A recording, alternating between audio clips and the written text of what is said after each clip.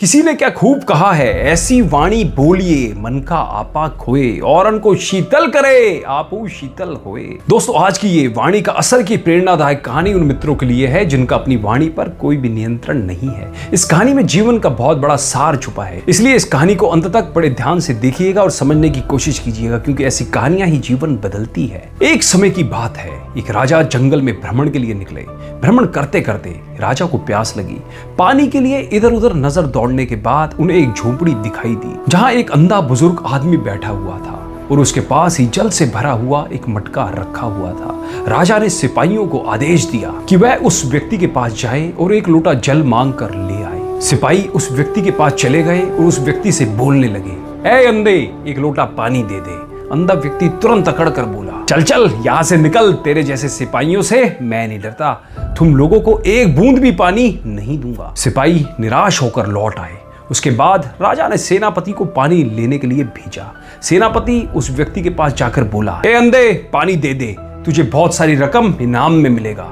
अंधा व्यक्ति फिर अकड़ कर बोला, पहले वाले का यह सरदार मालूम पड़ता है। अंधे व्यक्ति ने गुस्से से कहा, चल यहाँ से निकल, नहीं मिलेगा पानी तुझे। इस तरह सेनापति को भी खाली हाथ वापस लौटना पड़ा। सेनापति को खाली हाथ वापस आता देख राजा स्वयं चल पड़े उस व्यक्ति के पास, और वो भी पानी मांगने के लिए। फिर उस वृद्ध जन के पास पहुंचकर सबसे पहले उसे नमस्कार किया और कहा, प्यास से गला सूख रहा है बाबा, एक लोटा पानी दे सके तो आपकी बड़ी कृपा होगी। अंधे बुजुर्ग ने सत्कार पूर्वक उन्हें अपने पास बिठाया और कहा, आप जैसे श्रेष्ठ व्यक्ति का राजा जैसे आदर है, एक लोटा जल, क्या मेरा यह सब कुछ आपकी सेवा में हाजिर है? कोई और सेवा हो तो बताइए। राजा ने शीतल जल से अपनी प्यास बुझाई, फिर नम्र वाणी से पूछा कि आपको तो दिखाई भी नहीं पड़ रहा है, फिर आपने जल मांगने आए लोगों को कैसे पहचान लिया? उस अंधे व्यक्ति ने कहा, वाणी से हर व्यक्ति के स्तर का पता चलता है, इसलिए दोस्तों हमेशा याद रखें कि क्या है वाणी। शायद सी हो तो संजीवनी, अन्यथा है चाबुक की मार। शब्द सारे बोलिए, शब्द के हाथ ना पांव, एक शब्द औषधि करे,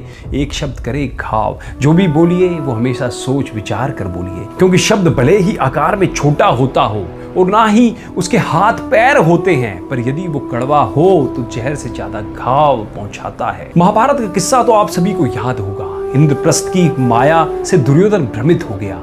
कभी दीवार को खुला रास्ता समझ लेता तो कभी खुले रास्ते को दीवार। अति तो तब हुई जब वहां पानी से भरे कुंड को समतल जगह समझ बैठ और उसमें गिर गया। इतना ही नहीं, वहां उपस्थित द्रौपदी ने दुर्योधन को अंधे का बेटा अंधा कहकर उसका परिहास कर दिया। व्यंग का यह बाण दुर्योधन के हृदय में इतना चुभा कि उसने द्रौपदी का चीर हरण जैसा निष्कृष्ट कार्य कर दिया।